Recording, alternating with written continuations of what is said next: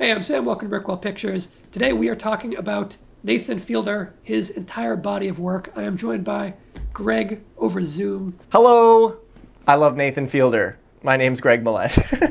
Yeah, this is going to be a two-part discussion. In part one, which you are currently watching, we are going to talk about Nathan Fielder's entire body of work. We're going to be talking about the rehearsal a bit, but we're also going to be talking a lot about Nathan For You and his older shorts and whatnot. We're going to get into the morality of what he does. We're going to get into the layers of the meta narrative. We're going to break it all down. It's going to be a big, long ass discussion. And then in part two, we're going to specifically dig into the rehearsal. Episodes 1 and 2 have aired at the time of recording. By the time this video is out, episodes 3 and possibly 4 are probably out by that point. But at the time of recording, just the first 2 episodes. Oh, and real quick, this video is sponsored by just my new horror novel, South of the Mason-Dixon. It is out now. This book is the talk of the town. And by town, I mean this YouTube channel. This is the town right here. You can pick yourself up a copy today. Link is in the description. Yeah, that's all. Back to Nathan Fielder. Let's start off talking about Nathan For You, because that was my introduction to Nathan Fielder. I think it's a lot of people's introduction to him. He had done stuff beforehand, which we won't get into, but I think Nathan For You obviously hit a new audience, and that's kind of where he developed this style that's uniquely him, that no one else could do. Nathan For You, really. TikTok seems to be enjoying the one where he has the kids. Had the robot undresses his pants. Yeah, that's the crane one. That one is so insane. It's so good. That show just has so many brilliant moments, and right. I like looking at the we've seen Man on the Street stuff before, a lot. There's a lot of stuff like that.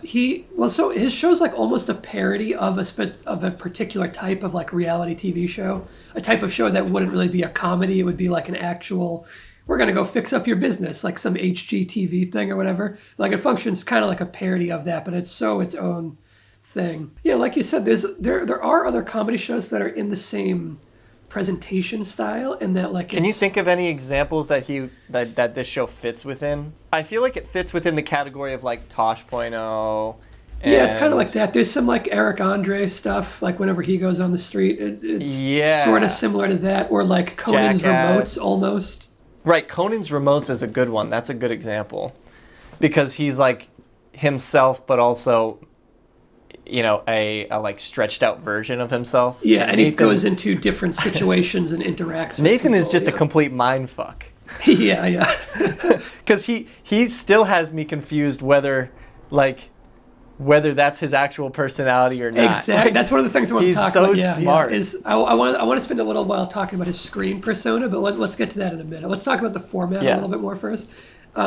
Because I like looking at the entirety of Nathan For You, the arc from start to finish, because obviously the episodes are self-contained. There's a couple two-parters, I guess, but for the most part they're different every episode. And when the show started, if you go back to season 1, there would be several businesses in one episode. He'll spend 5 minutes at the frozen yogurt shop and then do a couple minutes at a hot dog stand or whatever. He'll jump between different businesses. And the initial premise of the show was, I'm going to go to your business and I'm going to improve your business with some ridiculous shit. But the show just evolved so far beyond that. He gets to a point where he abandons the people he actually is helping to do his own things, to work Starbucks. on his own self-esteem or whatever. yeah. It's so funny, and it's all a joke. Well, I think it is. I don't know. It's a mind fuck. Yeah, and so I like looking at those early episodes because if you compare episode 1 to Finding Francis, the movie at the end, there's such a clear evolution. But it's not the beginning of the show is bad. It's already fucking hilarious, the start of the show. And then it just only improves. It improves and evolves, and it it escalates. It's iterations on the concept until it reaches this pinnacle of the form of this reality. Right, he figured out okay, people really seem to enjoy when I go way too in depth, in detail, step by step, adding, just continuing and taking an idea and running with it all the fucking way, so much farther than anybody else would take it. The TV store one where he puts the alligator in the customers have to scoot past an alligator to get their discount TV. Oh, it's so funny. All that As stuff. opposed to just like a more simple idea of like the frozen yogurt thing, right? Where he just does that, and then when Well, we like go I think it way makes too sense far. because like the way that the show started is more like pitchable. Like if like I'm kind of thinking of it from that angle of like the fact that it was a Comedy Central show. Like I feel like if you tried to Yes. pitch, the last season of Nathan For You as the first season, Or the movie. the Comedy Central executives would be like, "What the fuck are you talking about?" Fuck no. They'd be like, "What is the premise here? You're going to open up a coffee chain? We're not going to fund that. What is the joke here?" Like they wouldn't get it. It needs that Right. ramp up of like a couple seasons of. Okay, he's actually working with businesses. Like that's a concept you can package in a pitch deck, and you can pitch to Right. some suits over at Comedy Central, and it'll make sense. Oh, by the way, I meant to. This is who we're talking about today. Hell He's yeah. the one and only. He's looking a little janky on my shirt, I gotta say, because every time I wash this shirt, a little more rubs off of his face. But whatever. So I wanted to look back at like in the first episode, or I think it's the first episode. Maybe it's like the second or third episode. It's definitely towards the start. But there's one bit that like sticks out to me in retrospect because it doesn't really fit within the mold of the rest of the show, and I think it's just interesting to look at. You can see the show finding its identity. And it's the sketch where Nathan has an earpiece in and he's going in for a job interview and there's like there's like a little kid feeding him lines and he has to repeat exactly what the little kid says in the job interview. And it's hilarious, but it really doesn't at all fit what the show is about and fit the mold of the show. So I just think it's interesting to look back at and see like the show was figuring out what it was and what it wasn't in those early stages. The show is more central around the idea of trying to help these. Well, I don't know. It's a psychological show, in my opinion. Yeah. As I feel like, so we can see the show kind of like figuring out what it is with that bit and with those couple episodes. And I think we can also see Nathan Fielder like figuring out his screen persona, his like comedic, his not really his comedic voice, but his like screen persona of the like deadpan delivery.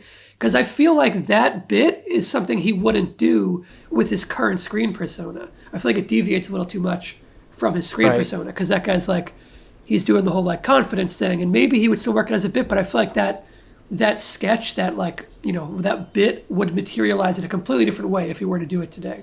I wonder if when they first pitched the show, or not pitched the show, I guess, when they first were like doing pre-production for the show, if that was in the original idea, was to create this persona of Nathan, also like Nathan being lonely and wanting a friend and feeling awkward and uncomfortable in front of people. I wonder if that was like the initial idea, or if it was more so, no, I'm the guy that's helping you and I'm just stupid.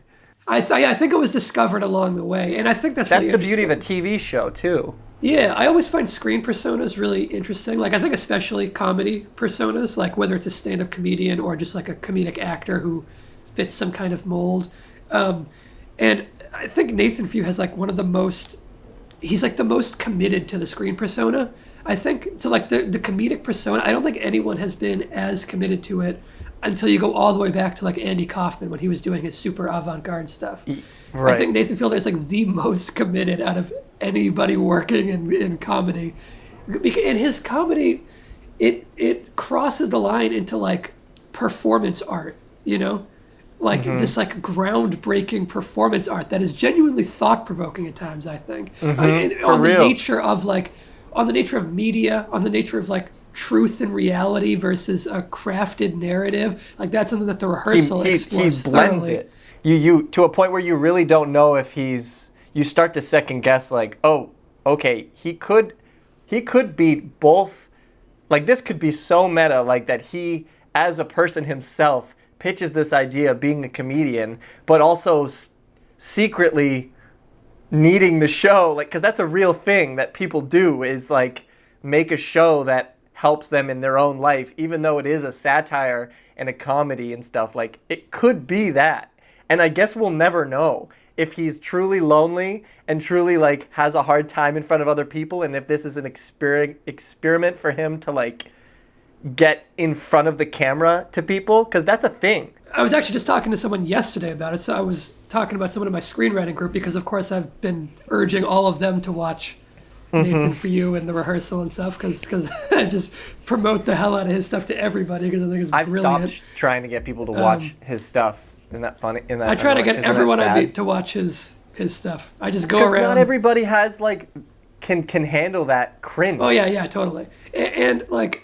a lot of people I found, they don't like him because he like lies so much to people and they think that just makes him like a bad person, which I guess you can make an argument for. We can get into the morality of it. Let's talk about here. I'm actually going to make a note because I do want to talk about the morality of what he does later on. But so on topic of the screen persona, right? So like just yesterday I was talking to someone who I got them to watch the first episode of the rehearsal, and they had no idea if he was doing a character or if that was just him. And I think that's part of like, I would say part of the charm of the show, but also part of what makes it like so high level and thought provoking at times is where does Nathan Fielder the person and Nathan Fielder the character, where do they meet, where do they separate? Yeah, where is the line that separates the two?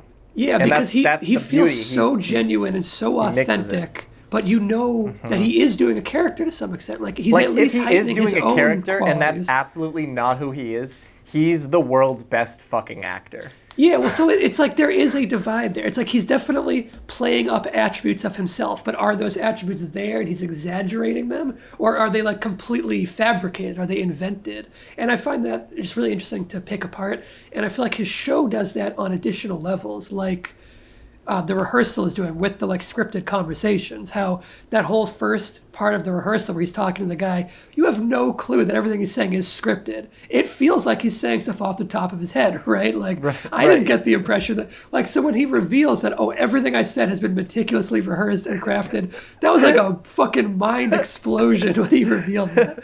I was like, holy shit. Like I legitimately got chills, even though it's just a goofy, like, you're sitting there thinking, I know Nathan, I'm watching right? an unscripted, genuine human interaction, but no, not at all. It's like, how is it possible that he could have done that? That's what where my mind goes. My mind goes, there's no, I know I'm watching Nathan. I know I'm about to be mind blown. And so I'll have that thought of like, is this real? But I'll go like, no. Like this has to be genuine because how on earth would you, he just constantly pushes the form further and further because it's like he proves me wrong so many times, just again and again, like creates the impossible more again and again and again.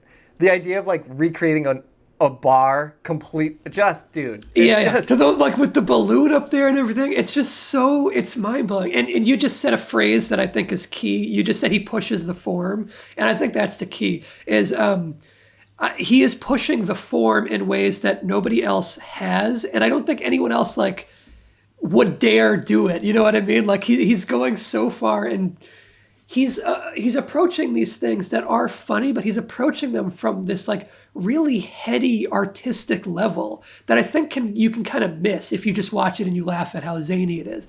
I really think he's pushing the like. Not even just like the TV reality comedy form. I think he's pushing like the documentary filmmaking form forward in what he's doing. How so? The documentary form is what I'm curious about, like that specific point. How do you feel like he's pushing the documentary form? This blending of reality with fiction in a way where he blurs the lines so much that you can't tell what's real and what's fake. And it calls to mind like that great old Orson Welles F is for Fake, which is this thing that's like presented as a documentary, but most of it is actually scripted and it's like completely fake. But then parts of it are like, maybe it's a documentary. Right. It's kind of like creating a new, like, not new subject, but creating a new type of documentary where it's like hyper-realism. I think through this blending of fact and fiction, like by taking a reality subject and presenting it as real, but injecting these like artificial elements, I think he's actually getting to a deeper level of truth in the real reality of it than most documentaries do. By adding in this like extra artifice, I feel like the real truth that it is in there is like extra real, extra heightened. It's like stripping away the thin layer of artifice that is usually there in a documentary. He's able to peel that away by adding in the artifice in different areas and like calling attention to it. If that makes sense. It's like the genuine moments that he gets out of the people who are like the subjects that aren't in on it, are like the type of real, genuine human nature kind of observations that you can't really get often in a documentary. Like there's that moment in the first episode of The Rehearsal where we're watching the guy sitting in the actual bar after rehearsing it so many times just not come out with the thing that he's rehearsed a million times. That moment where we're just watching him sit there and like go to check on the pizza constantly, right? When the pizza's not ready, that moment is so much more real than you would get in a standard documentary. Yeah. It's such vulnerability that we wouldn't get otherwise. The whole time, what to me is bizarre is you watch a show like this and you know it's fake, right? I know it's fake watching it. So that I start thinking, when are the people going to start realizing it's fake? This is a mockumentary. This is essentially what we're watching is like a different style of mockumentary. It's really cool. It's like a hyper real style of mockumentary.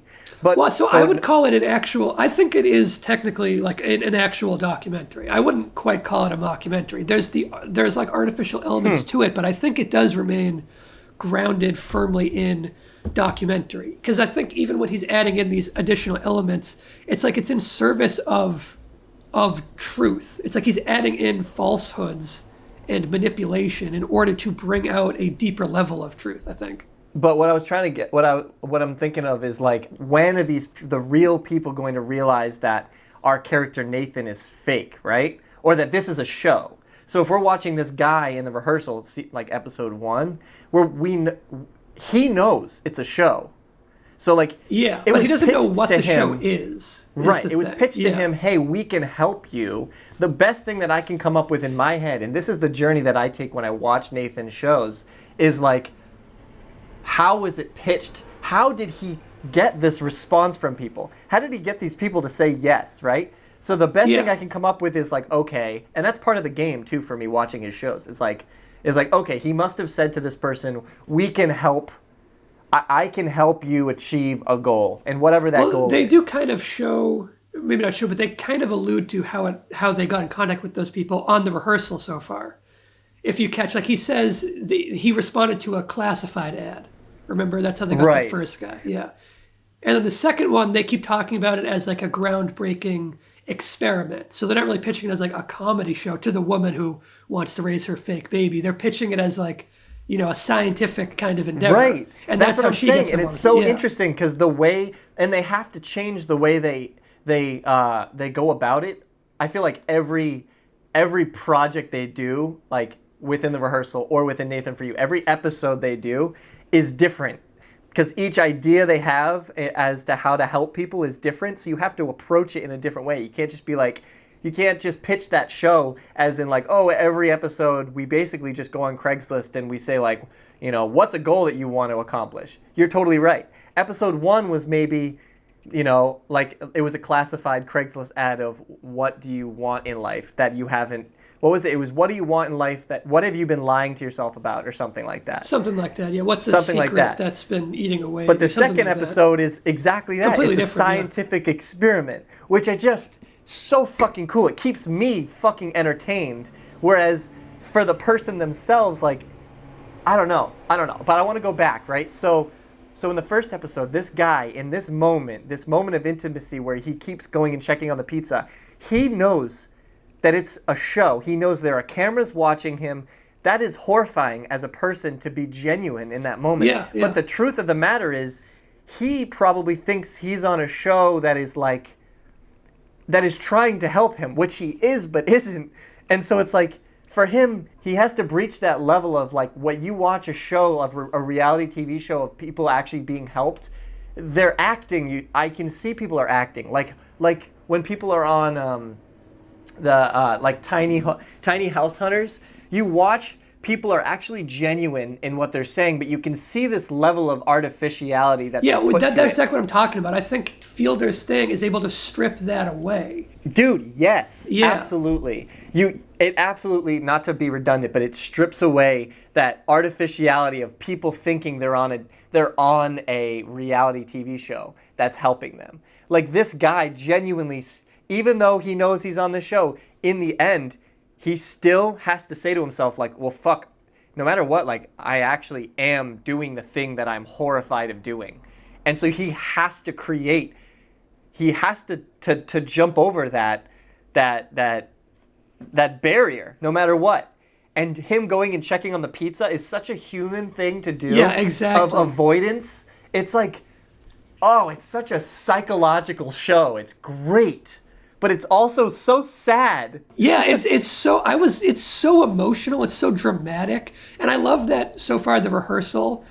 And we also got this in the Finding Frances like movie finale, but not so much in the rest of the show. It's not afraid to get dramatic. Like it gets heavy. There's some stuff in Finding Frances that's like sad or just like really heavy dramatically. Yeah, like the stuff that we find out he's lying to himself and like. Yeah. And like that the whole just to mention the whole like ending of Finding Frances. It's like a Paris, Texas kind of thing. It's like high art, like pulling apart what it means to. It's like pulling apart the human condition is what they always say about, you know, it examines the human condition is like the thing you always say about like these high prestige dramas. And I think his stuff does that. It's crazy. It's like his stuff is so much smarter than he originally thought that it was going to be.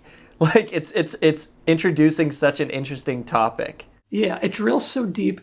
And like when we're seeing that guy, just to circle back to the pizza moment, it's so rare to see someone that genuinely vulnerable on camera, because it's like you can't really capture that in can't. Even in any a documentary. Kind of traditional form. Exactly, yeah. Because you have documentary, a standard interview, right, where someone's they try their hardest to get like to ask the questions in a way that gets genuine answers, but the person's in front of a camera like we are right now. It's like you can only get so genuine.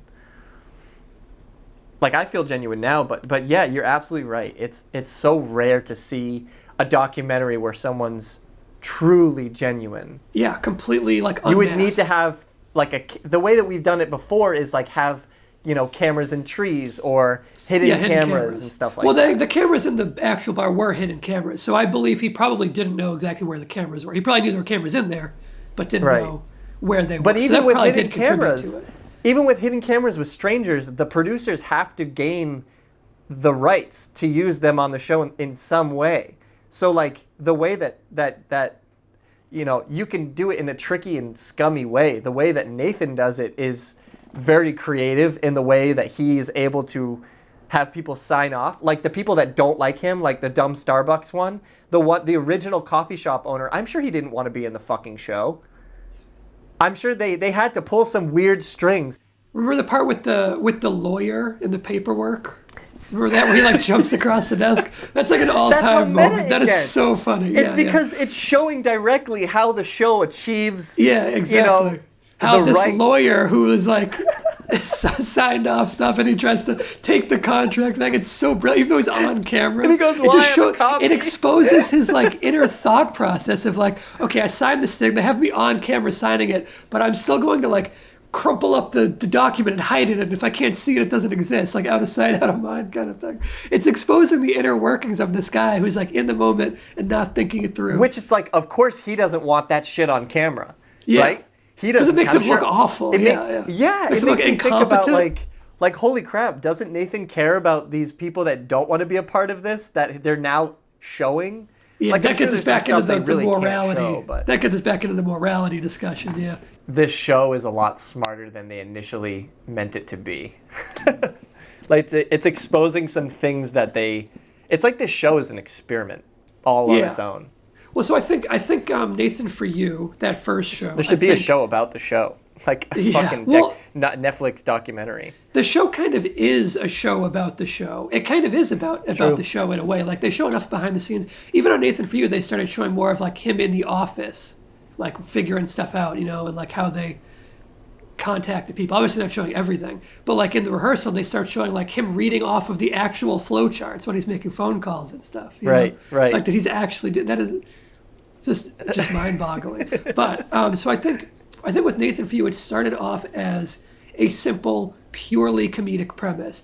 As it went along, season after season, and he was pushing the idea further, it wasn't until later on that it started getting into like genuinely, like I would say, groundbreaking territory, genuinely thought-provoking territory with, like you mentioned, the dumb Starbucks episode. I would say like the highlights that like really push the form and start doing things that are really fucking interesting beyond being funny. Like everything's Well, funny. because Dumb Starbucks really pushed the idea of media too. Yeah, it pushes media That's and crazy. like veracity, the very concept of veracity and like branding, logos, trademarks, all that stuff. And it's just like the idea of what is art, like what is technically art, what is parody, you know? And that's an idea he also Can you have a pushed forward business in, be a fucking art form? Like that's Exactly. crazy. and it's just thought provoking to look at from People thought he was Banksy. the art from the art world. Yeah, people thought he was Banksy. Yeah. He might be. We don't know.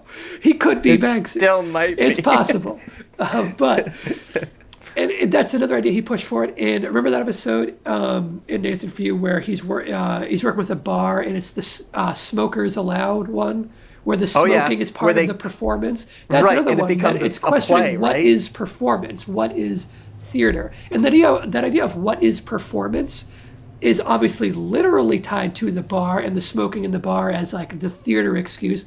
But it also just circles back to his whole screen persona of what is performance. Is he performing at any given time? And the answer is yes. And it's that question of where does the man end and the character begin? And so I wanted to look back at Really his old stuff, like his really, really old stuff. I'm talking like before Nathan For You. Like on so if YouTube. you go back to, like his YouTube stuff. Or when he was in Canada on the news, on his show in Canada, Yeah, he was on a show called This Hour Has 22 Minutes. Or the shit he did with the Oscars, too. Like with the Emmys. Yeah, the Emmys thing. Can the Emmys the shit be hacked? that he's like finding that he's capable of is scary. The amount of power he's capable of. That's one of the things I love about him is he could so easily use his powers for evil. You know what I mean? He's got the kind of brain where he could be like the world's most effective supervillain. He could be Lex Luthor in real life. He could be. He could be the Riddler. What he's doing behind the scenes. Yeah, this guy could be the Riddler. Like he could be a super genius villain, and he's choosing to use his powers, maybe not for good, but for comedy. Or at least he's playing off a lot on artificiality and the media and entertainment. It's like he has, or him and his team, honestly, because his team has probably been a part of media for a very long time. Business, legality, and like entertainment. Like he's just poking so many holes in these things that we feel like, that we look at as clearly artificial. It's a thought-provoking show, whether it's a fucking joke or not. Because we're talking about his screen persona, right? And one of the things that I loved about Nathan For You is the entire time it was on the air, he like never broke character.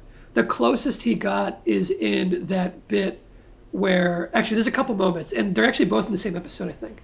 It's the gas station episode where they have to like hike up a mountain to, whatever. Right? It's that one. So there's two moments in that episode. That's such a good episode. Both in that episode, there's two moments where he like comes the closest to breaking character that he did in the entire show. Really? What's the moment in that one? I can't. So one is when they're up on the mountain and they like camp out together. They actually camp, right? Yeah. Yeah. There's one part where Nathan does the like shaving cream prank, and I think you can see him break character there, and that like he like actually laughs or whatever. I think because he's usually like very deadpan, never laughs, because part of the joke is that he doesn't find it funny, right?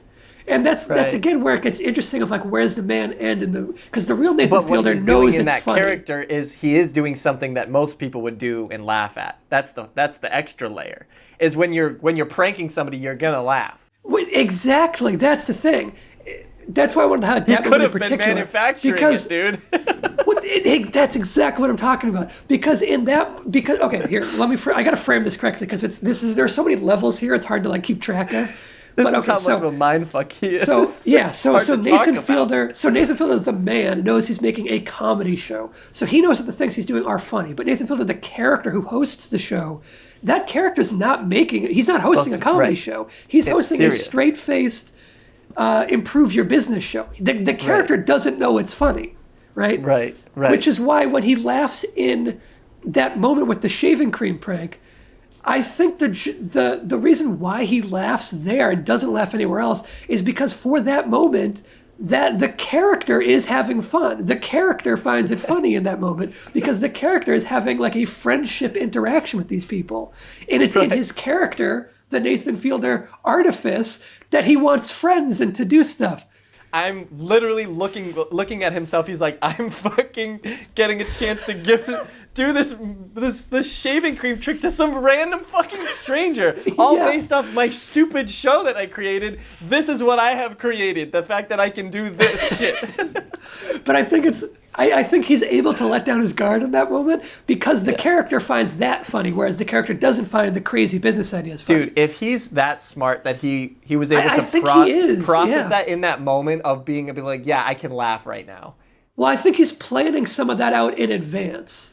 And like the laugh feels genuine, and I think it probably is a genuine laugh. He plans out that he's gonna laugh genuinely. Yeah. Well, so he's like, and here's where I can laugh genuinely. Yeah. That's the kind of shit that he does. It feels like a genuine laugh, and I think it is a genuine laugh. I think what he is controlling is he's actively being like, the character finds this funny, so I will let my guard down to allow myself to laugh. Not I'm going to fake a laugh, but I will allow myself to laugh. It's not whereas the rest of the time I won't allow it. And then the other moment is later in that episode where I think he's actually breaking character. It's when he's talking to the gas station owner and he talks about drinking his grandson's pee.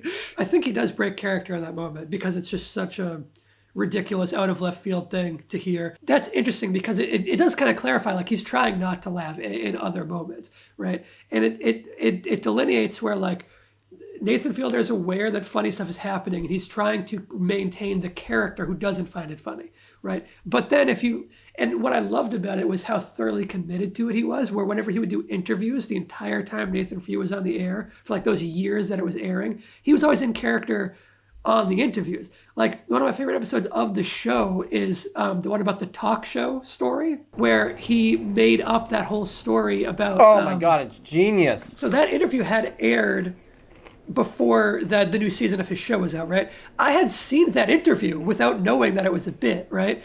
And as I was watching... Yeah, I did. I was watching because I was just like looking around at Nathan Fielder interviews, right? So I saw he did an interview on Jimmy Kimmel, who I don't really like Kimmel, but I was watching for the Nathan Fielder interview because I was kind of like, at that point I was trying to suss out where the character ended and where he began. So, and I was finding out, in interviews, he's still doing shtick and in character and stuff, right? As I was watching it, not knowing the show, I was like, something is off here. I was like, he is not, because it feels like he's not in character in the way that he's like being more outgoing. He's like trying to be funny, whereas he's usually not. He's usually trying to like as boring as possible, and then that's what is funny. So the fact that he was trying to be funny, I was like, something's up here. It was super weird, yeah. And then when he saw it in the show, it's like, that makes so much sense. But if we go back further, right? I feel like if you go back to the Canadian show he was on, This Hour Has 22 Minutes, and his really old shorts, like there's a video I love that's just him like sucking a cell phone. And you can see that he hadn't formed the comedy persona that is the Nathan Fielder of The Rehearsal and of Nathan For You. He hadn't found that persona yet. So that's really interesting to see into contrast. And on This Hour Has 22 Minutes, he had But it still wasn't him being genuine either. It's him being a comedian. It's playing a different characters. Exactly, yeah. He's doing different characters. He doesn't have that fully formed persona. So I feel like I've never seen him genuine. Camera. He did an AMA. Did you know that? Yeah. And I've seen interviews. So one day I went so deep down the rabbit hole of Nathan Fielder interviews, and he was in character in like every single interview except for one that I found where I think he was out of character. Because we will say straight up to the camera, I used to be your camp counselor, correct? Yeah, yes, you did. So I sat down and I just yelled out spontaneous fun with sugar, okay? Yeah. Okay, and everybody was taking the sugar and sort of playing with it, doing little dances with it, and it got to you, and I have to say, Nathan, you just handed me the sugar, and I said, Nathan, did you have fun with that sugar? You said no. You lost the game. Oh, okay.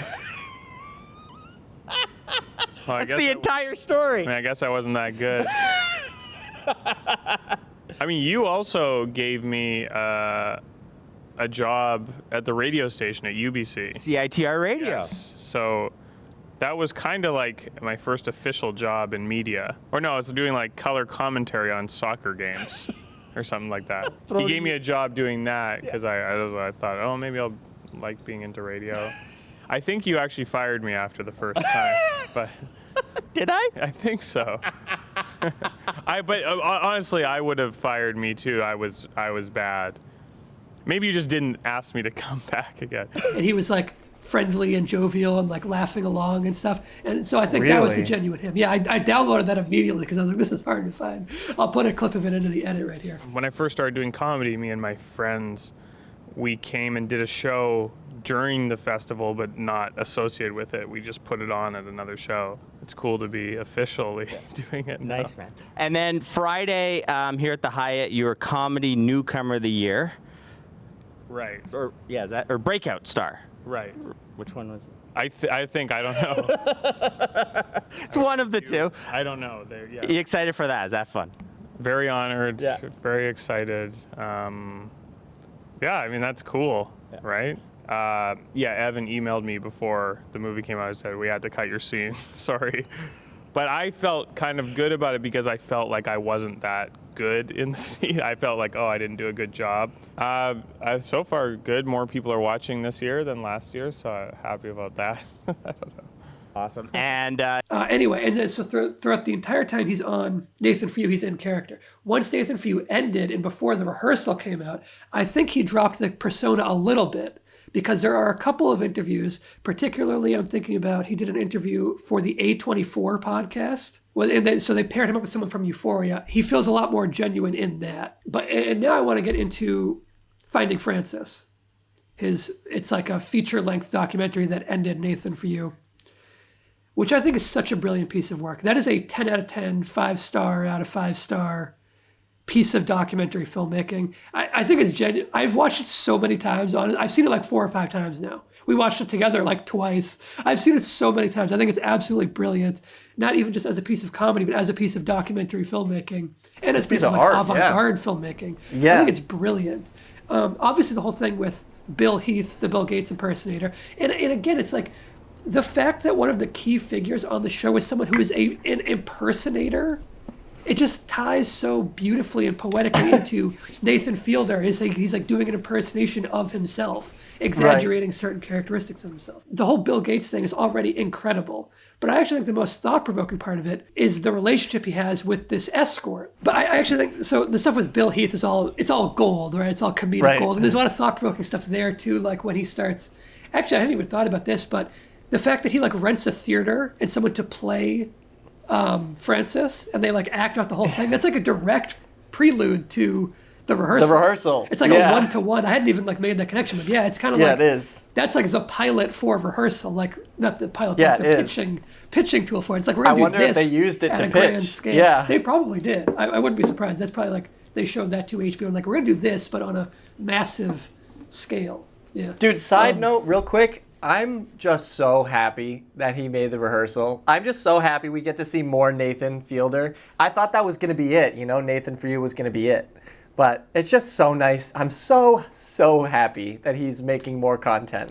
I'm so happy that he's making more, that it's on a strong platform like HBO and not like a Quibi or whatever, not one of those sources. Or how you had to go to the website of Comedy Central and you had to have that account in order to the awkward way to watch it. Like it's more accessible now. I love that he has such a big budget that he can do things like make an entire bar and have all these resources to hire actors all over the city, to have actors all over New York. And that bit in the first episode where he's like feeding the guy the trivia answers is so hilarious. It's a hostage situation. Guy's 4 people at gunpoint. Shot someone in the head on his way in. Oh my God, that's nuts. Oh my gosh. So it's days like these that I curse the Chinese for inventing gunpowder. It's so original. It really is such an original way of expressing comedy. Like, you're so right when you say that we've never seen this type of comedy before. Yeah, at least not pushed to that extent and executed in such a grand way. Let's even just say that extent right there of the amount of layers that he has going on, where the guy, he's trying to help him out, but he's trying to help him out behind his back by creating this whole, like, these, like you said, the cops and like them going on a walk, like that, and it's all for comedy, but it's not, but it is, like, because that's what it's resulting in for people like us, viewers. I find him so fucking hilarious. Before I forget, there's another moment in the first episode of the rehearsal that I wanted to highlight because it really shines a light on this thing that we're talking about of the division between reality and artifice. And it's there's a moment where they're in the pool together And Nathan has that, like, he has like the one genuine moment of, he mentions he was divorced and it's, or whatever. He said he was married for 3 years. And then the old man swims by, right? When that happened, my immediate thought with the old man going by, my first thought, this is exactly what he wants to hear. My immediate thought was, that old man swimming through is so hilarious, and it's the kind of thing you could never script. That was what I was thinking. And then immediately the next second, he reveals he planned to have the old man swim by at that exact moment. There are certain moments about Nathan For You and the rehearsal so far that just show the absolute genius of the show and Nathan in general, like, and the producers and the show writers, all the team as well. But like, are you gesturing with a Pringle right now? I sure am. Okay. Sorry, that threw me. Okay, good. Dude, I was exactly the same in that moment. I was like, I freaked the fuck out with the old man. I was like, of course he fucking planned that. I had to pause the show because I was so for one, I was smart. laughing so hard, and two, I had to like process it. There's a difference between this moment and the moment of, this is a thought I just had. There's a difference between this moment and the moment in Nathan For You where talking to the gas station owner, right? If we were to find out that the gas station moment was scripted, that would not be good. That would not be nearly as impressive. Yeah, that would make it less funny. It would make it less funny. As Whereas the opposed to swimming this man, it gets funnier. Yeah, exactly. Yeah. So getting back to Finding Frances, right? The stuff with Bill Heath is all comedy gold, and there's plenty of thought-provoking stuff in there as well. I think the thing that elevates it from being like a wonderful finale to the show into like high art, and I really do think this is like high art. This is like one of the best like documentary filmmaking, one of the most thought-provoking things I've ever seen, is the stuff with the escort and his romance with her, and where, again, that same thing of where reality ends and where the show begins. Especially when she starts questioning it, they go out of their way to make you feel like this is a genuine relationship between them. Because like there's one point where he mentions that like they've been on like several dates or whatever, and we only see like brief snippets. So it's not like they're all for the show. It's not all for content. And the thing that's brilliant about her being an escort is because that relationship, even without cameras, has a layer of artifice to it. Of you are paying this woman to be with you in this capacity. So there's that level of artifice between her and the client, that money barrier. And then Nathan has that level of artifice of him in the cameras of it being a TV show. And then when you pair the two of them together, there's these two people who each have their own barriers of reality with the money and with the cameras. And then in between them, the fact that they both have the barriers, and there's the barrier between them of they're both aware that they're making a show together where this is all involved. So there's like all these different levels of artifice that are firing on different like parts of each of their brains and on their social dynamic. Like she calls out the cameras. That moment where she's like, well, you know, do you want to turn the cameras off? Yeah. And he goes, well, do you want me to turn them off? And she goes, well, isn't that the point? Isn't that why we're doing this? And just that long silence, and he like looks to each camera. That's just such a brilliant moment. I don't know. For me, that's like the height of the form, which might sound ridiculous considering it's packaged in such a goofy. It's so beautiful. It's genius. It's genius. I didn't believe that she was ever genuine with him, though. I'll say that. Well, because that's just because she's paid to. She's doing her job. The same way that he's doing his job. She was a good actor at that. It's reflecting the sort of mindset of the viewer, where she is playing along with the like fantasy of having his fantasy of having a girlfriend and pretending it's not for pay or whatever. She's playing along with that, which makes him question the artifice. Whereas their interactions, the way they're presented, makes the viewer question the artifice. And it's just like in all these directions. It's so much more complicated than it seems, you know, like from the outside. And it's not just like goofy comedy. Like the stuff between them is pretty straight-laced. And one of the other more interesting things about their interaction is he is less guarded when he's talking to her. as far as the persona goes. Like, he acknowledges that the show is a comedy when he's talking to her. Whereas he doesn't do that anywhere else in the show. He plays it completely straight. Whereas, like, when he's showing her clips, he's acknowledging, like, oh, it's funny, you know? Right. Like, did this which is make not you laugh? the, which That is kind not of the thing. Nathan for you character. That makes it feel like he's leaving the persona behind to forge an actual Which I think he did relationship with. intentionally, which is insane. Yeah, and it's like, what level is he operating on, you know? Yeah. I guess now might be a good time to get into the morality thing.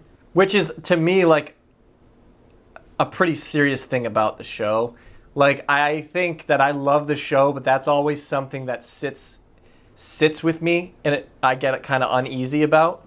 And I bet you people watching it as a general public, or people that say they don't like it, I bet you that's something that bothers them too. Yeah, it's definitely a barrier to entry for some people.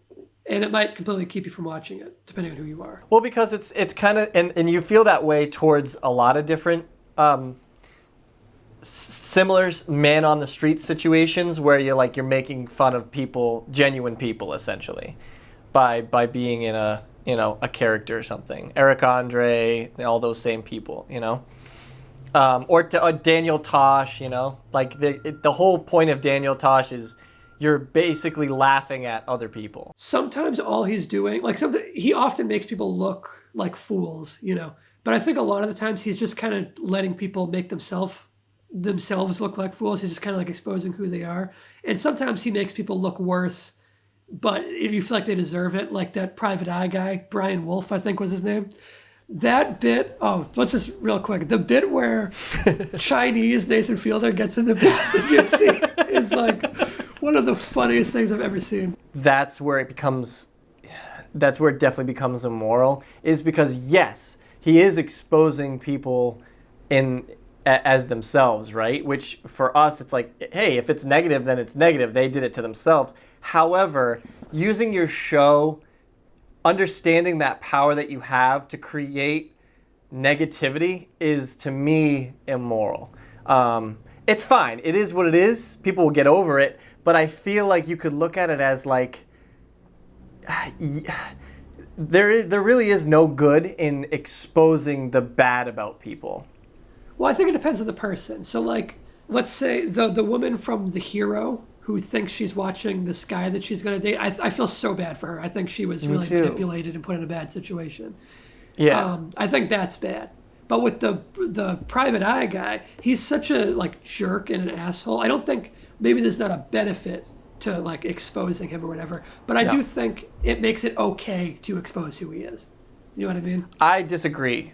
And we do get to disagree. Yeah. I disagree because I do know lots of people that are assholes and can be construed as assholes, but I look at humanity in a way of that it's just about living, and like your actions shouldn't define you. And I get it. There are some people that it definitely does cross the line, and you can get to that point of like, fuck that person. There's no benefit to showing how terrible people are. You know what I mean? Like, because now that person, whether he's a bad person or not, that person might get ridiculed from people. Kind of like how H3H3 used to do that, where they would ridicule people who are bad. It's like, yeah, okay. There has to be intent, in my opinion. And with the show, the intent is comedy. That's great. However, you have to understand the power that you have as a show. And if you're starting to understand after a couple episodes that, oh, we're exposing people doing genuine things they're really putting themselves in a tight spot. But hey, whatever, we asked them for their permission. They gave us their permission. You know, they're doing it like it's just a loophole. It, to me, is a little scuddy. It's scuzzy. It's scummy to me. It's kind of like, oh, hey, whatever. Any publicity is good publicity for us because we're a show. And I feel like I think it's fine, there's definitely a debate to be had there, because for me, like I said, it is a case by case thing. Like, for example, the like fake psychic or whatever, like in the Ghost Realtor one, the fake psychic guy. I am someone who I am fully on board for exposing fake psychics and mediums and stuff, because I think they're grifters who try to take advantage of naive people or people who are grieving or whatever. I think those people are dog shit. And like televangelists and shit, I am fully in favor of exposing those people. Like, I love that the amazing Randy guy. I don't know if you're familiar with him. He's like a magician who made it his life's mission to go around exposing other magicians who tried to pretend that their magic was real. See, I don't like that. I think that's a good thing to do. You think it's bad to expose those people? I think it's bad to expose specifically that magician thing, is because you're stripping something that is good in people's brains, like audience members that maybe really loved him. You're stripping that joy from them. I think they're being taken advantage of. Now, Nathan isn't like targeting people that extreme, but I think there's a similarity in the fact of. But those people do kind of come into play sometimes in his show because of the nature. Like the Ghost Realtor one, for example, and when there's people like. Because the nature of the show brings those kind of people on, you know. Yeah, and like that, the guy who does the movement, the like bodybuilder guy who like pretends to be Bill Gates' childhood friend and stuff, the fact that he is willing to so blatantly lie and deceive and everything, I think makes it's interesting because it's like the show is asking him to do those things. So it's kind of like not on him, but I think the fact that he went along with it anyway does still say a lot about his character. So it makes it okay to then expose him, if that makes sense. I guess it's worth debating because there is like, it's tough because like his character specifically, like him, that guy specifically, right? That instance, I feel like it's case by case for sure. But that instance, he understands full well that one, he is going to come across. He's telling the audience that he is going to lie. Yeah. Yep. And so he is okay with that morally, meaning he doesn't give a fuck if he has bad publicity. That, to me, is okay. The wolf guy, I don't think is okay because, yeah, sure, he might be a douchebag, but, like, let him be a douchebag in his own life. Don't ruin someone's life just for comedy. Well, I don't think he did ruin that guy's life. Like, what did he do other than he just couldn't have.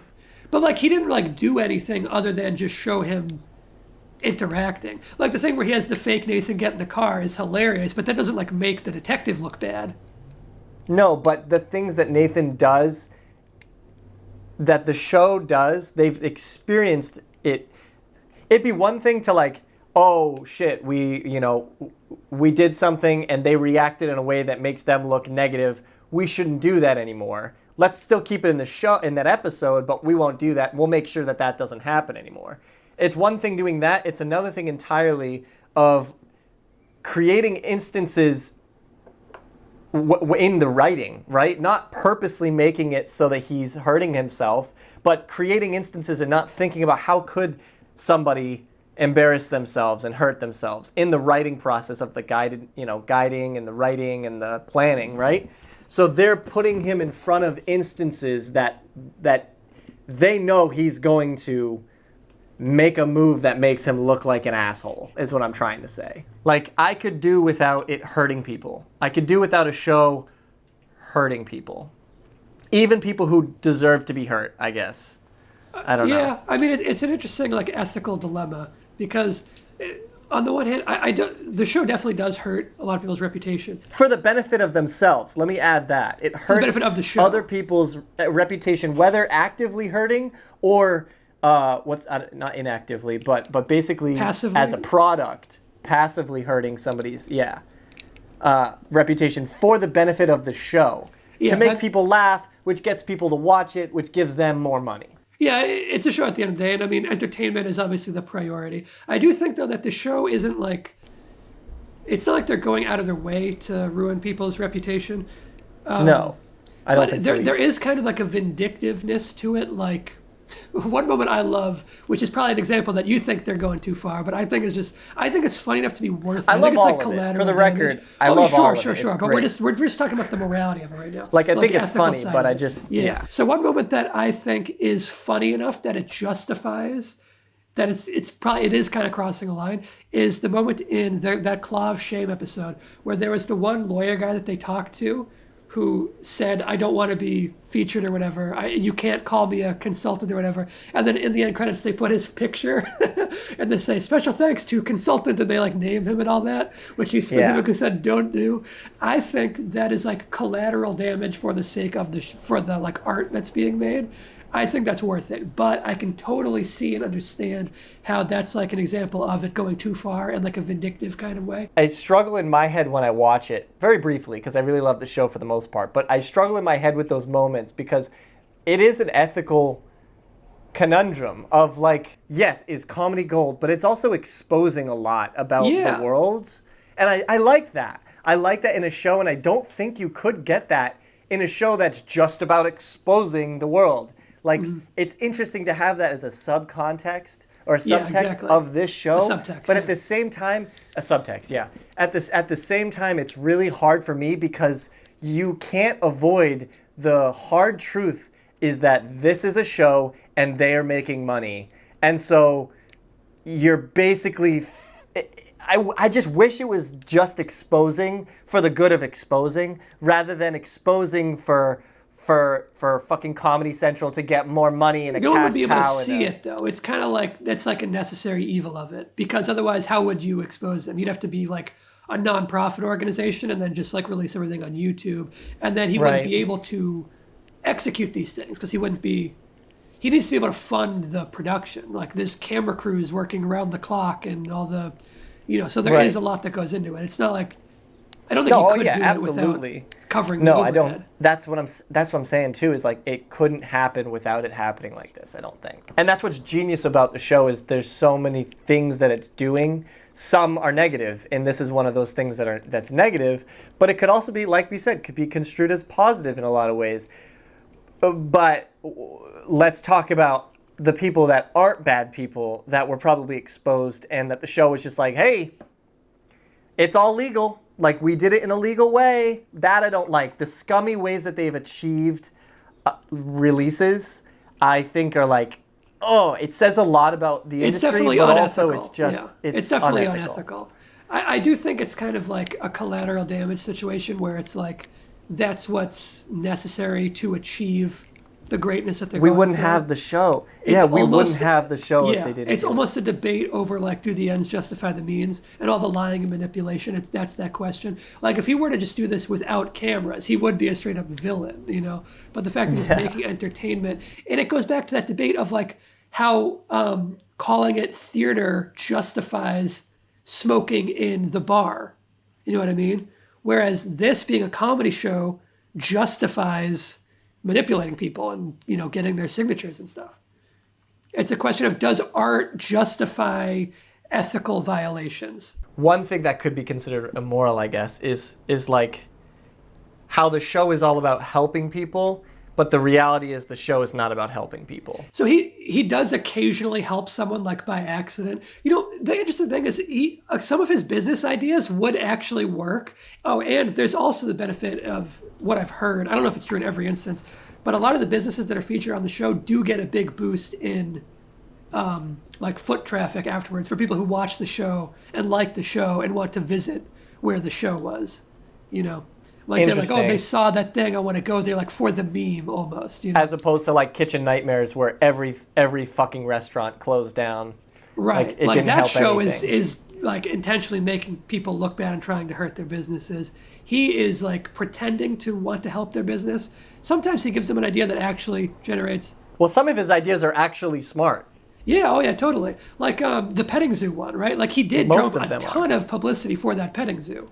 Yeah, see, that one's really sad. Then he like took their name off of it or whatever. Exactly. So that is where he like really, and he's intentionally knowing like, okay, I'm doing something a little fucked up here, but for the like thought-provoking side of it.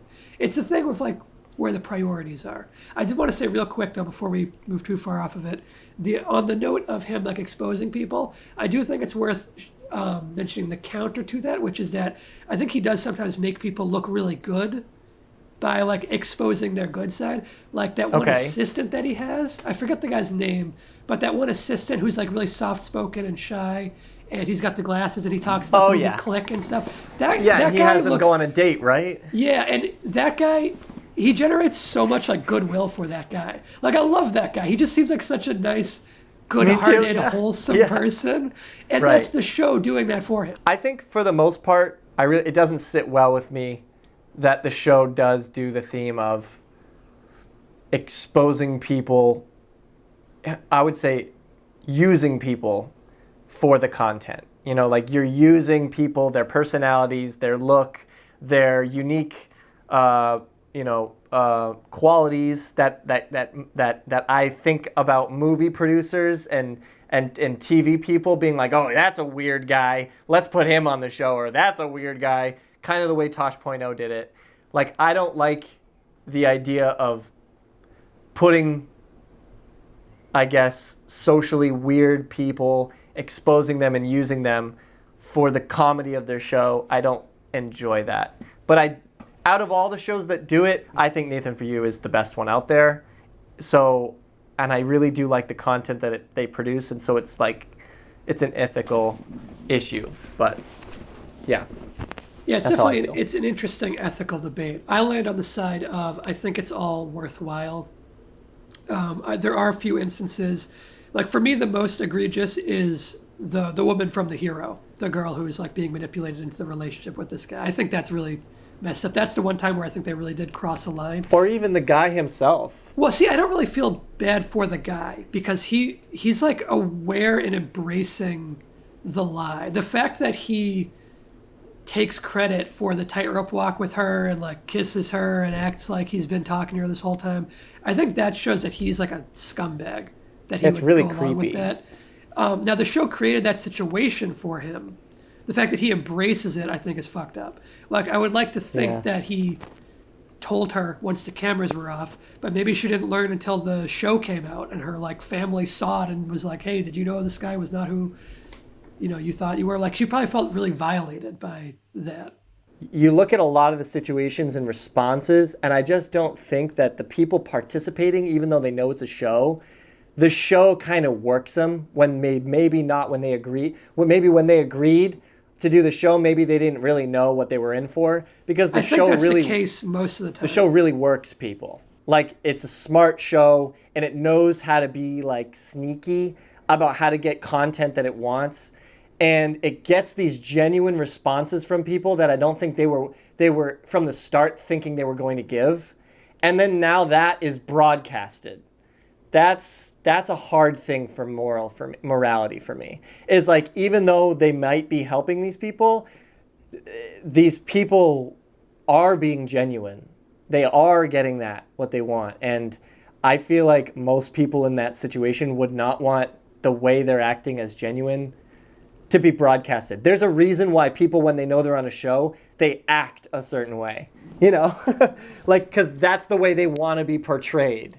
That's one of those things that I think is really great about his work, is that it does expose certain sides of human nature, like the fact that people do want to be perceived a certain way.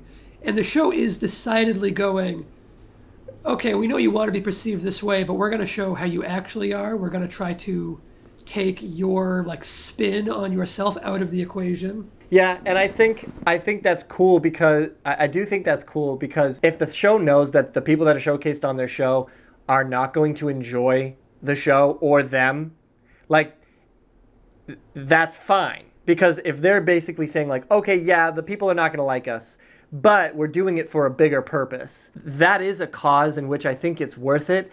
But going forward, I still will always feel bad. Like, I will never feel like, in that case, oh yeah, I would want people to be on that show. Like, I would never want my mom on that show. I would never want people I know on that show, because it's just going to give them it's a good point.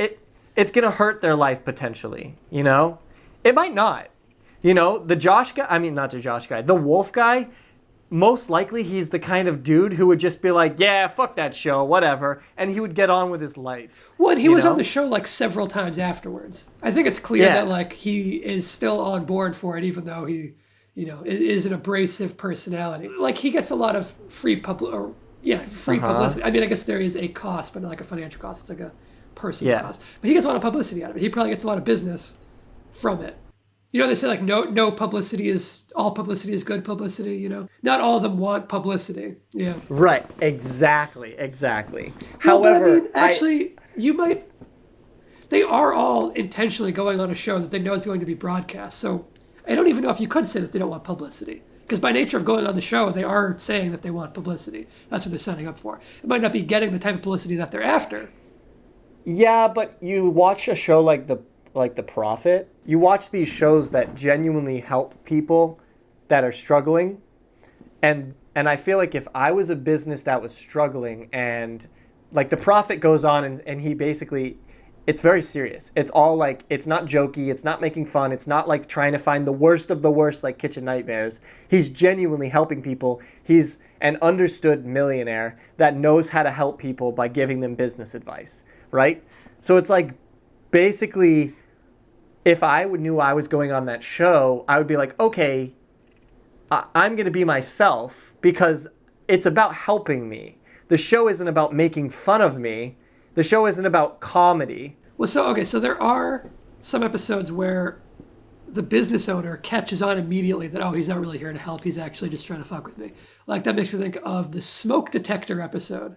Oh, yeah. Where she is straight up, no, not interested. And then he just goes and does it anyway. And he does it anyways. Yeah. And I think that's a case where he didn't expect her to just hardcore say no.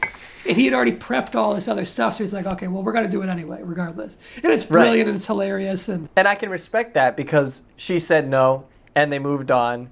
And she doesn't look bad for that, for saying no. Yeah, she looks smart, if anything. But then you look at the guy who owns the frozen yogurt shop, right? He's like a dude like you and me. He's just an anybody. I don't think he's the owner. I think he's just like an employee, you know? Yeah. Yeah. You look at someone like that, and it's like, if I was his friend, I would ridicule the shit out of how he responded to that. Like, I would be like, I would think making fun he of him was awesome constantly. for going along with it, you know, for doing it. I think so, too. I think it's yeah. great. I think he comes out looking good. But I bet you he would have, like, random people that maybe he meets at a party be like, oh, yeah, were you on that show? Like, dude, what the fuck, man? Why would you say this? Why would you say that? I think it would be a good story. I don't think it Yeah. would. He doesn't come out being like, "Oh, what the fuck was wrong with you for that?" I think it's like, "Wow, Right. you had that cool experience. You know, how exciting was that?" I think that's how it comes out. And that frozen yogurt shop, I think, is one of the specific ones that I heard. That place got a shit ton of business for their shit flavored ice cream afterwards. Then you have the dumb Starbucks guy, who I actually thought came across as a pretty big asshole, which I don't know if he is, but that's how it came across. Whether it was an editing that was a or situation whatever. where Nathan was like, okay, forget the business I was going to help. I'm just going to do my own thing. Right. And but he was helping him. And well, it's kind initially, of like, but then wasn't the okay. guy like, I'm not going to do this. So then Nathan just took his own idea and started it, right? Is that No, what happened? not really, because Nathan came to him with such a wild idea that would ruin. He would have to change his business entirely. That if it didn't work out, his original business would absolutely fucking tank. And so to me, if I was that guy, I would be fucking pissed at Nathan because it's like, I signed up for this for you to help me and you instead use me. You use me for your own good. Yeah. Like, that's the kind of situation where it's like morally wrong. Do I think it was worth it? Do I think that the guy, you know, it's like, hey, well, it was fucking great TV? Yes, I do. I think there were much worse shows out there that put people in way worse lights than Nathan For You. I just definitely think it's something to talk about with morality. Yeah, it's an interesting subject because it is definitely a part of the show that is a barrier for entry to some people. I think it's the only negative of the show.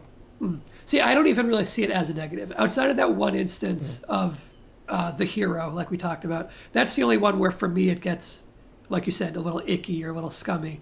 Other than that, I think all the other instances we've talked about and that come to mind, I think are totally within the bounds of acceptable, other than that one. So you really think that screwed her up? I don't know how it couldn't. I don't know how you could go through that and not feel so violated by it. Initially, I thought, oh, that would fuck her up because she's not going to know what the hell's going on when she goes on dates with people now. But the truth is, I don't know if that's true because this was a pretty special circumstance. The guy that she met told her that he was going to be walking a tightrope and that he's going to have a film crew filming him. And she agreed to do that. So that's not really a common situation. So I don't know how that could really actually fuck you up. I think it depends on how far their relationship went. Like, if after it stops being Nathan it didn't go in far at all. prosthetics. Well, okay, I guess there's the potential of it. But, like, if they started having, like, a sexual relationship or whatever, where she's now interacting with this guy who she hasn't actually met, and everything she knows about him is under false pretenses, that's really fucked up, I think. Like, that is really fucked up. This is a terrible example. Maybe I shouldn't say it. Cut it out if it's bad. It's like a dude, like, going into his friend's house and, like, surprising her in bed, making her think it's her fucking boyfriend. No, yeah, it and is. Fucking it's a her, lot like that. Yeah. Yeah. And her fucking him, and then after realizing it's not him. You're like, surprise, gotcha. Like right? That's awful. It's kind of like that like Tinder swindler guy or whatever. Obviously, the guy wasn't trying to get money out of her, but the rest of it, the fact that he's like lying and trying to trick her into sleeping with him. Yeah, it's fucked. But anyway, okay, I think we're wrapping up on this first part of the discussion. In this first part, I just wanted to briefly mention How To with John Wilson, which Nathan Fielder produces. I love that show too. I just finished the second season last night before recording this.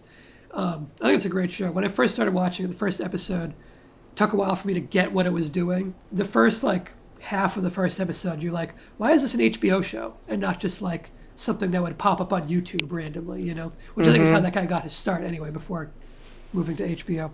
But then it earns its budget, it earns its place, and I think it is really interesting. And that's another show where I think it does scratch away at the surface and get to some truly thought-provoking insights occasionally, in addition to just being funny. And the way that this guy gathers footage is interesting. One thing I heard that's interesting is it's not just this one guy, John Wilson, filming everything. There are a bunch of other shooters who go around with cameras taking footage and stuff.